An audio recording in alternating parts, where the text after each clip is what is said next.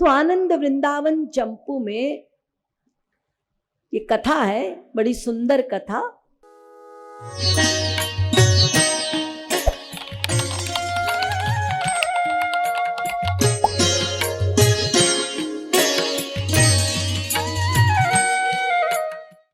कि गोलोक में नित्य बरसाने में वृषभानु दुलारी के पास एक शुक है।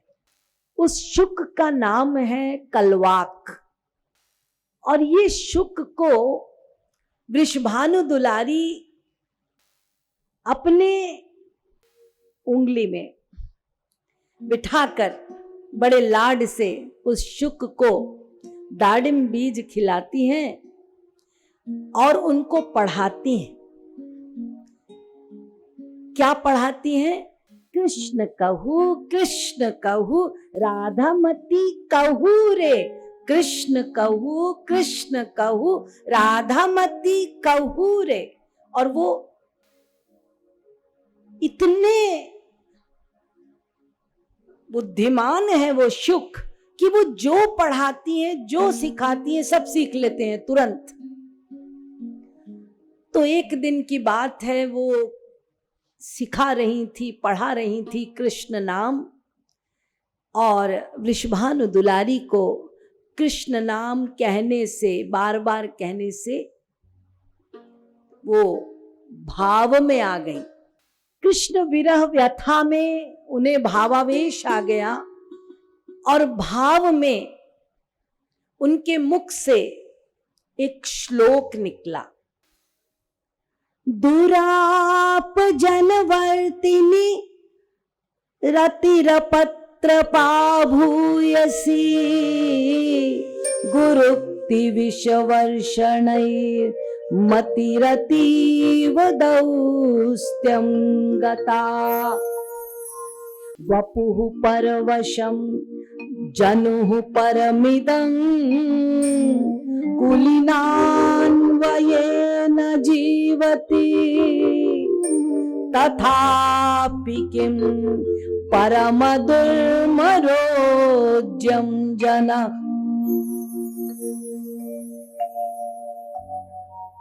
इसका अर्थ संक्षेप में समझ लीजिए। राधा रानी मन ही मन सोच रही है कि सास ससुर से छिपकर, लुक छिपकर कृष्ण से मिलना पड़ता है। कभी कभी लोकाचार के कारण पास जाकर भी लौटना पड़ता है। कितनी विरह व्यथा है, कब मिलेंगे, ऐसा कहती हुई वो तो भाव में आ गई। और शुक ने ये सारा श्लोक याद कर लिया, और ये सारा श्लोक याद करके वृषभानु दुलारी के कर से उड़कर नंद कुमार जहां खेल रहे थे वहां पहुंच गया। और नंद कुमार के पास जाकर ये श्लोक कह दिया। नंद कुमार ने शुक का श्लोक सुना, पास बुलाया, शुक पास आया, अपना कर दिया। शुक उन नीले कराम्बरूह में बैठ गया।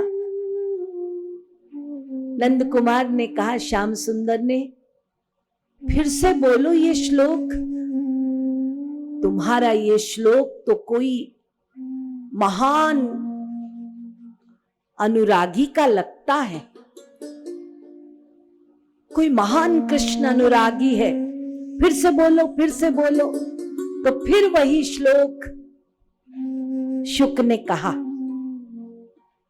जब दोबारा वो श्लोक कहा तो कृष्ण ने कहा, अरे तुम तो मेरी प्रियाजू के यहाँ के शुक हो। ये विरह व्यथा जो तुम वर्णन कर रहे हो, ये तो मेरी प्रियाजू की विरह व्यथा वर्णन कर रहे हो। तुम धन्य हो शुक, तुम्हें धन्यवाद है, धन्यवाद है। जब धन्य कहा शुक को, तो शुक रोते हुए, आंसू टपकाते हुए क्या कहते हैं पता है? गाढ़ानुराग भर निर्भर भगुराया, कृष्णेति नाम मधुरम मृदु पाठयन्त्या, घिं माम धन्यमति चंचल जाति दोषा, तस्याः कराम्बुरुह कोर कतश्च्युतोऽस्मि।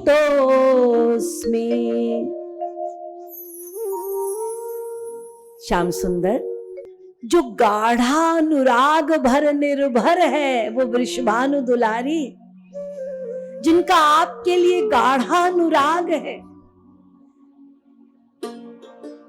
वो वृषभानु दुलारी मुझे प्रतिदिन कृष्ण नाम का पाठ करवाती है। लेकिन आपके वियोग में उनकी वो दशा देखकर मुझसे रहा ना गया और मैं चंचल जाति का उनके कराम्बुरु को छोड़कर आपके पास आ गया। फिर मैं धन्य कहाँ रहा, उनसे तो च्युत हो गया ना मैं। आप मुझे धन्य कैसे कह रहे हैं? मैं तो अधन्य हूं।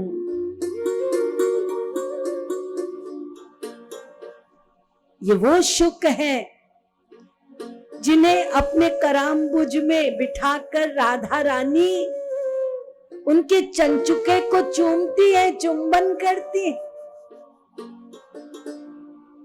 अरे भावुक जन तो ये कहते हैं कि यदि कोई वृषभानु दुलारी की भक्ति करता है तो कृष्ण तो रीझ कर यूं ही कृपा कर देते हैं। फिर ये वो शुक है जो राधा रानी का चुंबन प्राप्त करता है। वो शुक के मुख से श्रीमद् भागवत, कितने बड़े रसिक होंगे जो कभी श्याम सुंदर के कराम्बुरों में बैठ के उनके अधर पान करता है। जब ये श्लोक शुक ने कहा तो नंद कुमार ने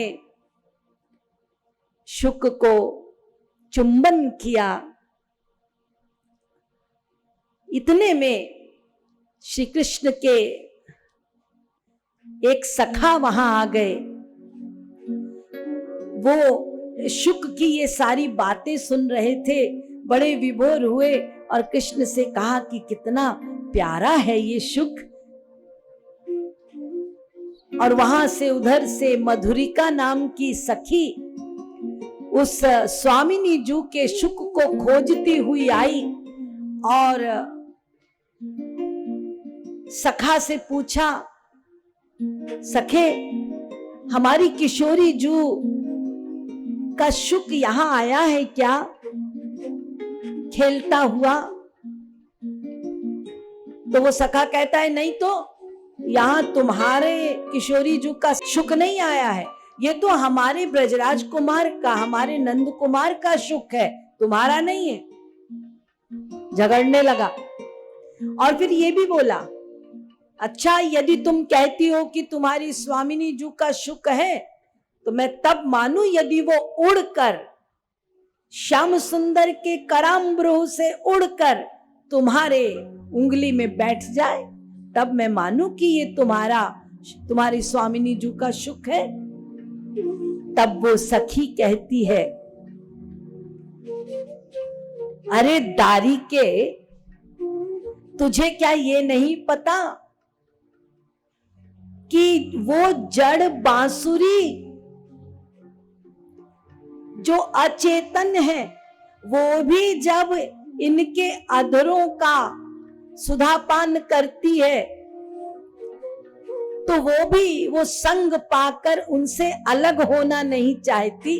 तो ये तो चेतन पक्षी है शुक, ये भला क्यों उनके स्पर्श को, संग को छोड़कर मेरे उंगली में आकर बैठेगा? बोल दारी के।